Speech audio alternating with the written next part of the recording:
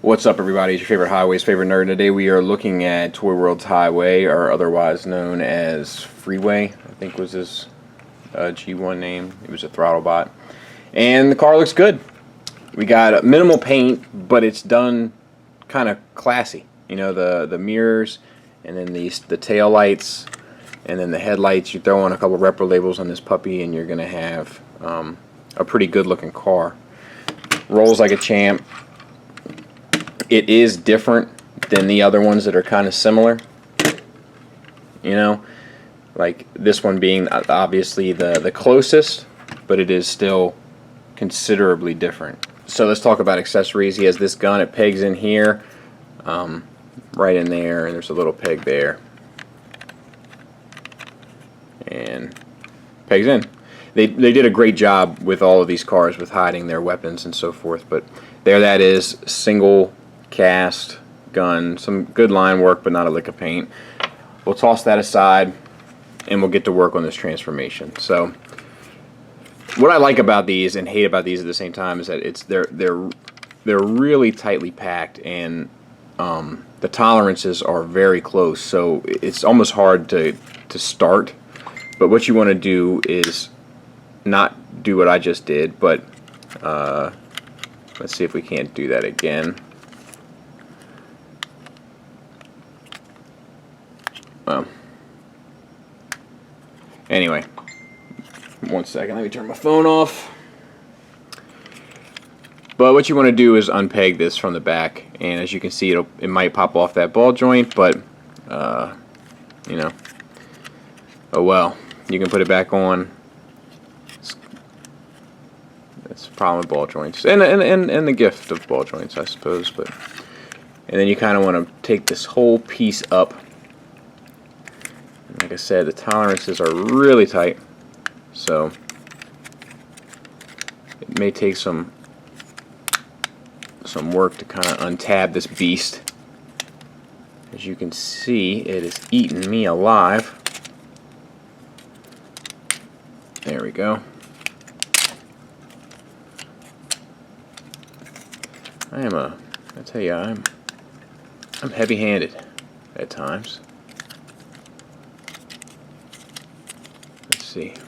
Let's just start opening her up. We got pieces falling off. I'm trying to get. Come on, girl.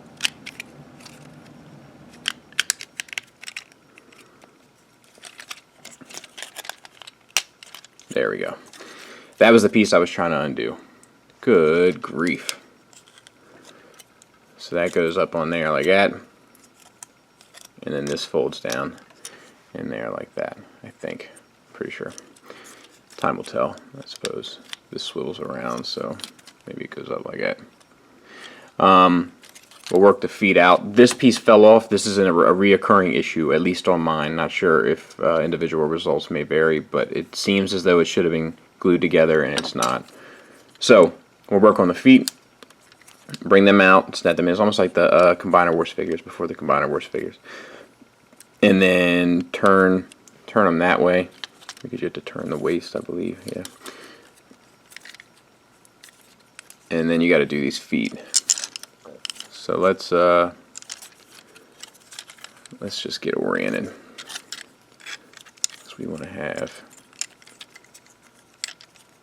that, like that, and like that. So these two pieces split down here. Now this is the same engineering as the red one, Trace. And I believe that just sort of sits up like that. If not, it's something similar. But I believe it's just like that. And then the foot just comes out.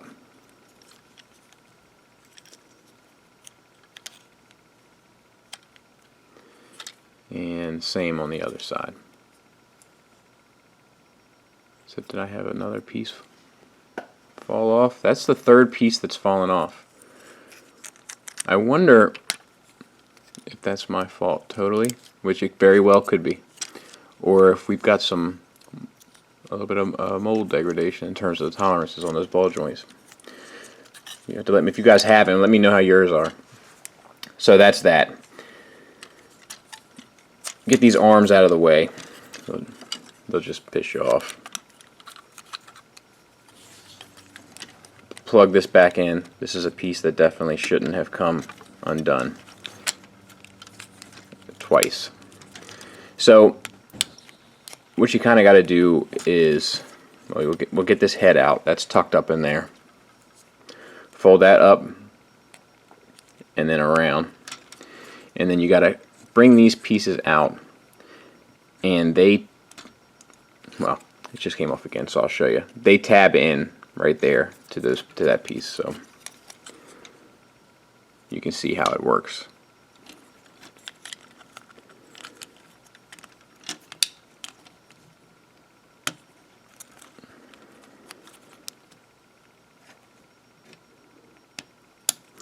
And I might fool around with this off camera because I'm having a hard time seeing what I'm doing. But that's really irritating me. That much I can tell you. So we'll just set it up like that for the time being until I have the moment to straighten that out. Now this part that slides in.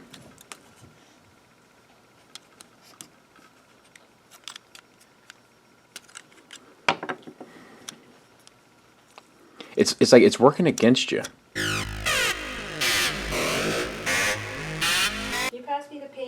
Yeah. Bobby, why would you take it out of the tray? Well, why would I leave it in? It's heavier. Can you pass me the roller? Yeah. That's the little roller. You're a little roller. Can you bring me a flathead screwdriver? Yeah. Yep. Here you are. Are you for real? What? This is a Phillips head screwdriver. This doesn't. Who would name this a? This doesn't look like a Phillip at all. It's a little bit more edgy than a Phillip. It kind of sucks. I'll be honest with you. I'm a little disappointed with how much this piece comes off. There. And then, like I said, I'll clean that up off camera. Just get the arm straightened out. Bring the fist up and just fold that in.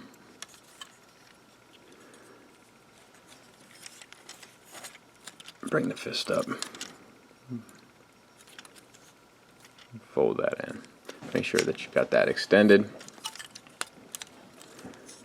And then these shoulders.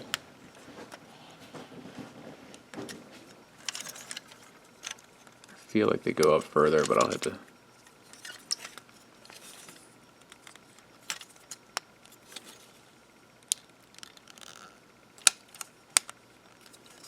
They probably do once this piece is tabbed in. But you see it keeps falling off, so I'm not sure exactly what to think. And then that part tabs in kind of that gray part there, and then you have him. I'm going to mess with this this bit of business here and see what I can do. I'm pretty irritated at the moment. So there he is, and I can tell you it wasn't pretty, and it wasn't good. But we got through it. So let's take a look at him. This is extremely frustrating. If they would have just taken the time to glue it, we would have had a much more fun figure on our hands. But so head, we got this silver. I'm guessing it's paint, and then the face is a different color. The visors look good. There's plenty of light piping, so that should all be fine and dandy. It's on a ball joint, but we don't get much up and down due to the sculpt of everything, nor side to side. But you get the full swivel, no issues there. I'm not crazy about the way the neck looks. I'll tell you what I like, is I like that it's a different transformation on the upper body than this fella. And the lower body is the same. It's like they were able to share some engineering in order to, kind of get these guys done. So I dig that. I don't know. Okay, let's continue on. So this paint there is okay. If that was painted a silver in there, I would have probably broken it up a little bit better. But whatevs. As far as these shoulders, you can get them to go down like that if you so choose, maybe cheat for some pictures or something. And then the shoulder itself is on a ball joint, so you get about up to there unless you spin it around the other way, so you're missing like a 15% range. Nice red paint in there though, that's really sharp, really sharp. And I like the wheels, I like the overall design of his shoulder. Oh, we didn't fix that problem either. Okay, so we'll talk about that. Bicep swivel, single jointed elbow that gets you 90 degrees. Nothing for the wrist except for a little up and down, which is mainly for transformation. Not a lick of paint on the elbow, and we just got the black window on the wrist, and we got this little bit in there painted, which is nice. It's a nice little added bonus. So this mirror keeps popping out, which is a shame because my mirror keeps popping out on the red one as well, so it's like I didn't learn from that mistake of just adding a little bit of glue to that. Same on the other side. You can see he holds the gun, but he doesn't hold it quite properly. But he does hold it. It's just it doesn't go down all the way because of the sculpt of it all. Tons of paint in the abdomen, silver and red. Some really tight line work done there and painted. So that's really nice. I commend them for that. I like stuff like that. Paint can really take the figure up a notch. You know, that's a huge difference. If that was all black, that would be very boring. So we got a waist swivel with no real issue. We get hung up here a little bit, but it's nothing a little finagling can't fix. The hips are on universals, non-ratcheted, but this is like an older style figure, so I don't really give them a bunch of grief for that. Got a little bit of hollowness in there as well. Different color plastic here with the red paint. Looks nice. The silver paint on the thigh, the red paint down there, all makes for a pretty cohesive and good looking bot in terms of color, makeup, and breakup. Back, kibble wise, is pretty clean. We got a little bit of a backpack, but it's not a big deal. So yeah, overall pretty good bot. Also, I don't know why I forgot this, but let's handle this too. So there's a knee, get you 90 degrees, single hinge, and then you get a thigh swivel, a knee swivel, which is kind of pointless, but whatever. And then you get a ankle tilt, and then a pretty good ankle rocker. So no real complaints there. Size comparison wise, he fits in just a little bit bigger than a deluxe, a little bit smaller than an MP car. So I think that he's pliable enough where you could fit him into both sides of your collection, depending on what your needs were. Pretty adaptable size-wise. Final thoughts-wise for the negatives, these Toyworld Autobots, like they were coming out fairly regularly, and then there was this huge lapse, and then all the rest of them, all three of them, dropped at the same time, pretty much. And I can't help but wonder if some of this stuff got rushed. I've really liked these bots for the most part along the way, but there's some issues with this guy that I haven't really had with the other ones, at least that I recall. Stuff not being glued together, like that whole chest piece, like it becomes extremely frustrating. The other problem is the shoulder articulation. If you try to bend too far to an extreme angle, you know, the shoulders just pop off, and you know that's not ideal.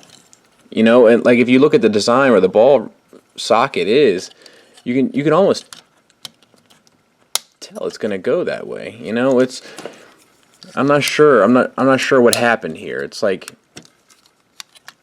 you know, it's like I don't know. It just seems really rushed. This line as a whole hasn't really seemed that way. So that's my big complaint with it. But he's highly articulated. I love the head sculpt. I don't know. It has a lot of attitude. Like a lot of attitude comes through on it, and I dig that. Sometimes, you know, they have these like really blank expressions, and although his expression isn't very extreme, there is definitely something there, something in that grimace. You know, I'm totally into that. The paint is awesome. You know, it's not a ton of it, but where they did it, they really applied effort and they really applied thought, and as a result, it makes for a really interesting bot. You throw a rubber label on here with the Autobot symbol, and you're going to be pretty much good to go out the door. So I do commend them for that. And the last thing that I really appreciate is that this is a combiner, and a lot of times combiners use a lot of repaints or things of that nature, and this guy doesn't. He uses the bottom engineering is borrowed, but the top is totally different, and that's cool. Like, it feels like you're getting something for your money. Like I said, I feel like if they would have just slowed down a bit and taken their time with this one, that we would have had a more polished bot in the end, but overall I'm fairly happy with them. So thanks for listening. Thanks for watching. Until next time, take care.